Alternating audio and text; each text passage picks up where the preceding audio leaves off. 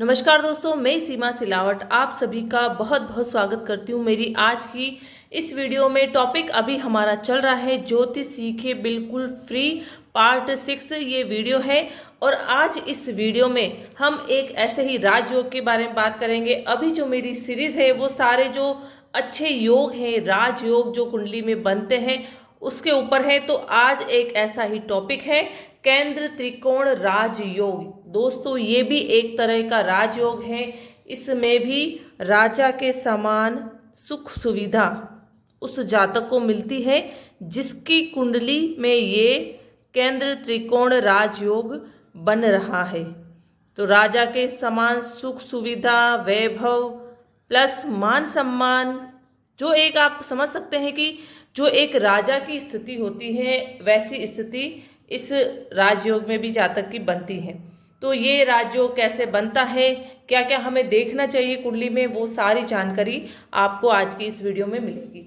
दोस्तों जैसे कि आपको नाम से ही पता चल रहा होगा कि केंद्र त्रिकोण राजयोग मतलब कौन से घर के मालिक है, कौन सा हाउस है इसमें इन्वॉल्व होता है इस राजयोग में। तो सबसे पहले तो है केंद्र। केंद्र के हाउस होते हैं अपने पहला, चौथा, सातवां और ये 10वां। ये चारों जो हाउसेस हैं वो केंद्र के हाउस हैं, केंद्र के घर हैं। तो जो केंद्र के घर का जो मालिक है और एक है त्रिकोण। देखिए केंद्र की जितनी इम्पोर्टेंस है या केंद्र के मालिक की जितना उसका महत्व है उतना ही त्रिकोण का ही है। केंद्र के जो 4 हाउस हैं कुंडली में वो बहुत अच्छे होते हैं और त्रिकोण 5वां घर और 9वां घर इसकी भी उतनी ही इम्पोर्टेंस है, बहुत अच्छे घर ये माने जाते हैं। तो जो त्रिकोण के जो मालिक हैं इन दोनों घर के मालिक से यह केंद्र त्रिकोण राजयोग बनता है। कैसे बनता है आपको एक फॉर एग्जांपल मैं आपको इस कुंडली में बताती हूँ। देखिए दोस्तों मेरे पास लगन कुंडली है, कर्क लगन की यह कुंडली है। कर्क लगन की यहाँ पर कुंडली है मेरे पास और आपको इस कुंडली के अनुसार मतलब एग्जाम्पल से मैं समझाऊंगी कि यह राजयोग कैसे बनता है। देखिए केंद्र का मालिक और त्रिकोण का मालिक इन दोनों की क्या होनी चाहिए, इन दोनों मालिक की युति होनी चाहिए। युति मतलब इन दोनों घर के जो मालिक है वो दोनों साथ में बैठ जाए तो यह राजयोग बनता है। और दृष्टि से इतना अच्छा यह राजयोग नहीं बनता है। तो सबसे पहले कंडीशन है कि इन दोनों की युति होनी चाहिए, सबसे पहली जो शर्त है इस राजयोग को बनाने के लिए कुंडली में। तो देखिए यहाँ पर कर्क लगन की हमारी कुंडली है। यहाँ पर आप देखिए कि त्रिकोण के मालिक कौन है। यहाँ पर त्रिकोण का मालिक है मंगल और यहाँ पे है बृहस्पति देव। केंद्र के मालिक यहाँ पर चंद्र, ये शुक्र, शनि और यहाँ पर मंगल।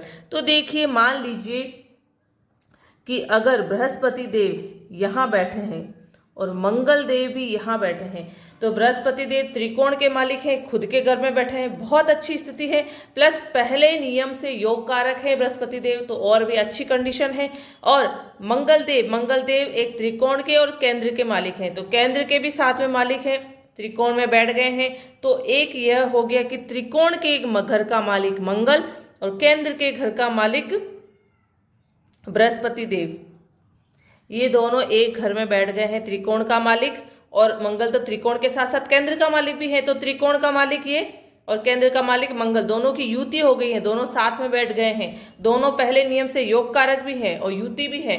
और ये सेकंड नियम है कि भाई योग कारक होने चाहिए फर्स्ट नियम से, दोनों ग्रह केंद्र या त्रिकोण के मालिक, तभी यह राजयोग बनता है। तो यहाँ पर इस कंडीशन में यह राजयोग बनेगा। और मान लीजिए यहाँ पर चंद्रदेव है और यहाँ पर मंगल है, तो देखिए चंद्र यहाँ पर केंद्र का मालिक हो गया है, मंगल यहाँ पर त्रिकोण का मालिक हो गया है और मंगल देव यहाँ पर मकर राशि के साथ में उच्च के भी हो गए, तो बहुत अच्छी स्थिति हो गई है। तो यहाँ पर भी यह राजयोग काम करेगा। और मान लीजिए यहाँ पर शुक्र देव यहाँ है और चंद्रदेव यहाँ पर बृहस्पति देव है, तो भी यह राजयोग बनेगा। मतलब कुल मिला के इन दोनों हाउस में से कोई भी और इन चारों हाउस में से कोई भी एक दूसरे के साथ में बैठ जाए युति बनाकर, और यह किसी भी हाउस में हो सकता है। मान लीजिए यहाँ बैठे हैं लाभ भाव में भी, अगर शुक्र देव यहाँ बैठे हैं और यहाँ पर बृहस्पति देव साथ में बैठ गए, तो त्रिकोण के मालिक और केंद्र का मालिक चाहे लाभ भाव में बैठे हैं, लेकिन यहाँ पर भी यह राजयोग बनेगा। तो केंद्र त्रिकोण राजयोग का यही फॉर्मूला है कि केंद्र का मालिक और त्रिकोण का मालिक दोनों एक ही घर में बैठ जाए तब यह राजयोग बनता है। थर्ड जो कंडीशन है अपनी इस राजयोग को अप्लाई करने के लिए, जो हम देखते हैं कि कोई भी सूर्य से अस्त नहीं होना चाहिए। देखिए, कोई भी ग्रह जब राजयोग बनाता है तो पहली कंडीशन है कि उसकी स्थिति जो है वो बहुत अच्छी होनी चाहिए, बलवान होना चाहिए, बलहीन ग्रह नहीं होना चाहिए। बलहीन कब होता है? सूर्य से अस्त होने पर, या फिर 0 डिग्री होने पर, या फिर नीच राशि के खुद नीच का हो जाए वह ग्रह, तो ये कंडीशन नहीं होनी चाहिए, तभी वह राजयोग बना पाता है। क्योंकि राजयोग बनाने के लिए ग्रह का बलवान होना बहुत ज़्यादा ज़रूरी है। अगर वह पीड़ित होगा तो कोई भी राजयोग वह नहीं बना पाएगा।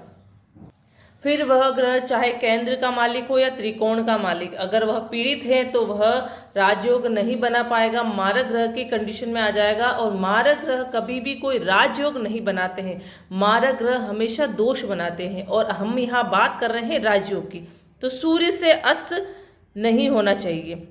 फिर सूर्य से जो ग्रह अस्त होते हैं, मैंने आपको डिग्री वाइज बताया है, पिछली मेरी वीडियो में आप देख सकते हैं कि कौन सा ग्रह किस डिग्री पर अस्त हो जाता है। नीच का ग्रह नीच नहीं होना चाहिए वह ग्रह। देखिए, नीच हो जाएगा तो पीड़ित हो जाएगा, कुल मिला के पीड़ित नहीं होना है। 5वां है 0 डिग्री पावर नहीं होनी चाहिए। अगर 0 डिग्री पावर है उस ग्रह की तो वह कोई भी राजयोग नहीं बना पाएगा। तो यहाँ पर ये कंडीशन है हमारी कि अगर केंद्र और त्रिकोण कोई भी ग्रह यह राजयोग बना रहे हैं तो सूर्य से अस्त नीच नहीं होना चाहिए और 0 डिग्री पावर नहीं होना चाहिए, योग कारक होना चाहिए और दोनों ग्रहों की युति होनी चाहिए, तभी यह राजयोग फलित होता है।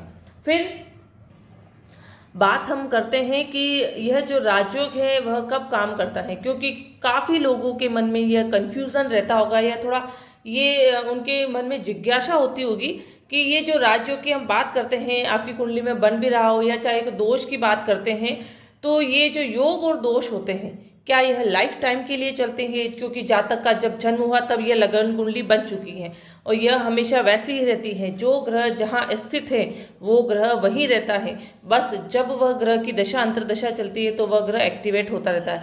तो ऐसा लगता होगा कि भाई जो भी राजयोग बन रहा है या दोष बन रहा है तो उसका हमें रिजल्ट लाइफ टाइम मिलता है। ऐसा नहीं है।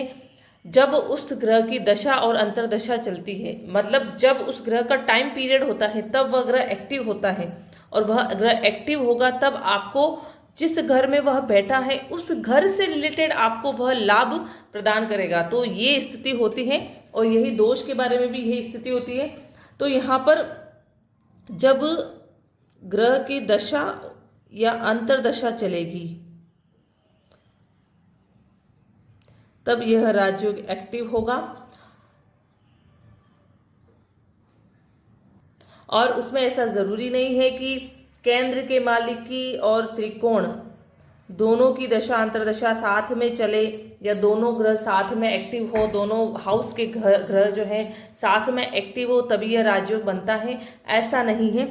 इन दोनों में से चाहे केंद्र के मालिक की दशा हो या त्रिकोण के मालिक की दशा अंतरदशा हो तो भी यह राजयोग बनता है।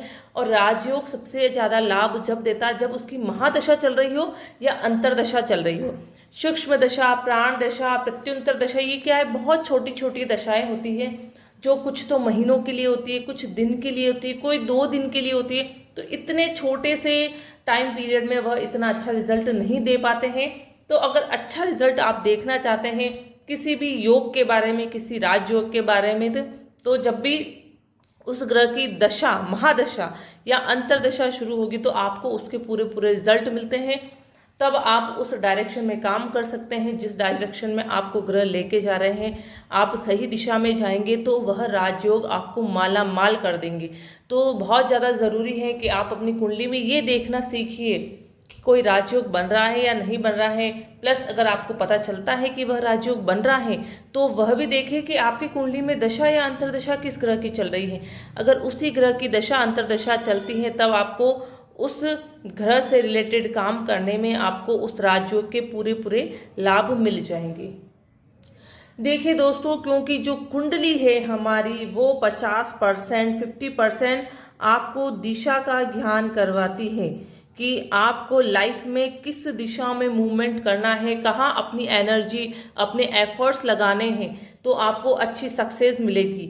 और 50% आपके कर्म होते हैं, क्योंकि देखिए राजयोग तो बहुत बन रहे हैं आपकी कुंडली में, लेकिन अगर आप उसी डायरेक्शन में उसी वे में जो कुंडली आपको रास्ता दिखा रही है आप उस दिशा में मेहनत नहीं करेंगे, अपने एफर्ट्स नहीं लगाएंगे और जस्ट उसके अपोजिट जो आपको कुंडली जिस दिशा में आपको सपोर्ट नहीं कर रही है उस दिशा में आप एफर्ट्स लगाएंगे तो आपको इतने अच्छे रिजल्ट नहीं मिलेंगे, इतनी अच्छी सफलता नहीं मिलेगी। तो बहुत ज़्यादा ज़रूरी है कि 50% आप देखिए कि मुझे किस दिशा में जाना चाहिए और 50% फिर आपको कर्म भी करने हैं। बिना कर्म के जीवन में कभी भी कुछ भी नहीं मिलता है। तो सही दिशा प्लस सही कर्म ही आपको सफलता की ऊंचाइयों तक ले जाएंगे। तो इन दोनों चीजों का ज्ञान होना बहुत जरूरी है, क्योंकि गलत दिशा में आप हाथ पैर मारेंगे तो भी कोई मतलब नहीं है और अगर आप सही दिशा में हाथ पैर मारेंगे तो आपको बहुत अच्छे रिजल्ट मिलेंगे। तो दिशा और कर्म दोनों का ज्ञान होना बहुत ज़्यादा ज़रूरी है और यही आपको कुंडली दिखाती है। कुंडली आपको रास्ता दिखाती है और अगर उस रास्ते में अड़चने हैं तो आप उपाय करके उस जो आपकी समस्या है, वो जो आपकी चाहे कोई ग्रह से रिलेटेड है, ग्रह पीड़ित है, तो आप उसको थोड़ा सॉल्व कर सकते हैं ताकि जो आपका रास्ता है वो थोड़ा सा आसान हो जाए। तो यही इतना ही कुंडली का काम होता है। तो आप सीखिए कि कैसे आपकी कुंडली में कोई राजयोग बन रहा है या नहीं बन रहा है। देखिए कि अगर बन रहा है तो कब वह एक्टिव होगा और उसी दिशा में काम कीजिए ताकि आपको बहुत अच्छी सफलता मिल सके।